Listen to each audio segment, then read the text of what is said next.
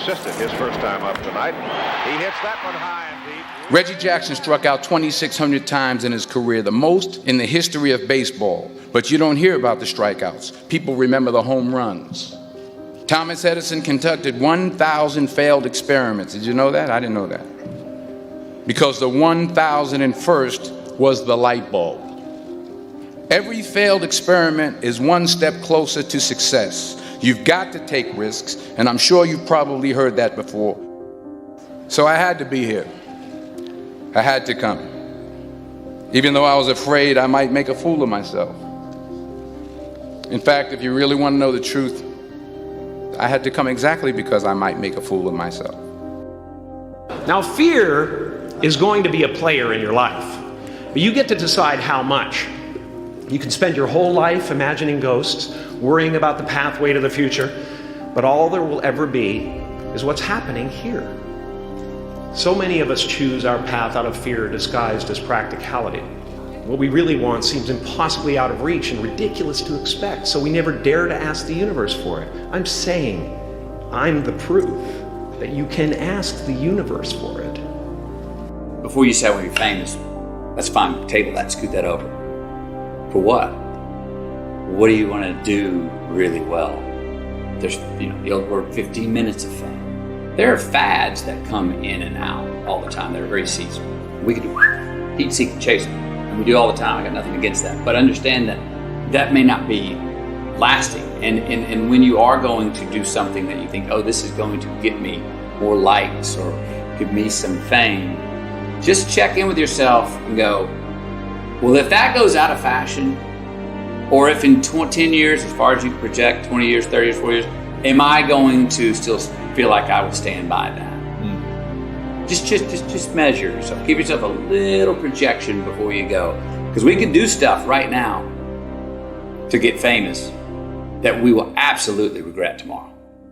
One of the hardest things, which became one of the greatest realizations, is truly coming face to face with myself and realizing, even though I have done extraordinary things in terms of my own thinking patterns, that there was a level to which I was still on the run. And all of this racing around kept me from having to truly stop and stand with the woman in the mirror and just be still and figure out, well, what do I really want? How do I really want to feel? So how important is it to write down our dreams, our goals, our values in order to manifest and attract them? I think it's a lot more important than we give it credit for.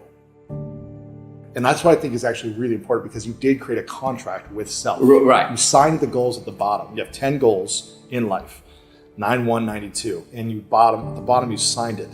And I think that's really important in creating this contract with self, is putting your name on something that you write down from the ideas in your mind into paper so that you can actualize this in life. Those 10 goals, I wrote those down in the top bunk in the Dell House, University of Texas, 1992. My roommate was Monty Wills. I remember the night I wrote them down. Wow. I never looked at them again. I found those in writing this book and found out that, oh my gosh, all 10 you actually did and 4 you're still doing. So didn't you write yourself a check? I heard that you did. Is that true? I wrote myself a check for $10 million for acting services rendered, and I gave myself 5 years. And I dated it Thanksgiving 1995. And I put it in my wallet, and I kept it there, and it deteriorated and stuff. And just before Thanksgiving 1995, I found out that I was going to make $10 million on Dumb and Dumber. Dumb and Dumber, yeah. So you visualize yourself like... Visualization works if you work hard. Yeah. Well, yeah, that's the thing. You can't just visualize and then, go eat a sandwich. To actually write it with the hand is a different kind of objectivity you get. Because it's come out of you, you've put it down, now you're looking at it. It's outside of you. It's freed up now. It's alive. It's moving. If you're writing down true goals, they become written in your lineage. They become written in your body. Whether you know it or not, in your subconscious, it's a way to get it into your subconscious. To write it down, now it's out of me, it's on a page, I'm objectifying it now, I'm looking at it. So now I'm having a dialogue where before it was just Socratic. But now I'm having a dialogue and it starts reciprocating. Your brain will let in anything that it believes is important to you. The Zeigarnik effect is the documented fact that when something is important to you, your brain opens up a checklist. And now your brain, once it puts this item on your checklist, it will store the checklist in your subconscious. It's encoded in your RAS, and your mind is now on the alert to spot things related to it. The way that you make yourself feel like something is important is your nervous system goes on alert while you're thinking about it. You're either super excited about something, oh, this is super important, or this is the trauma effect. You go on alert and you have something really bad happen, which is why things continue to bring it up throughout the rest of your life. So when you understand that if something's important to you, your filter will change in real time how you see the world. You now know how to change your brain to work for you. People are making a fundamental mistake.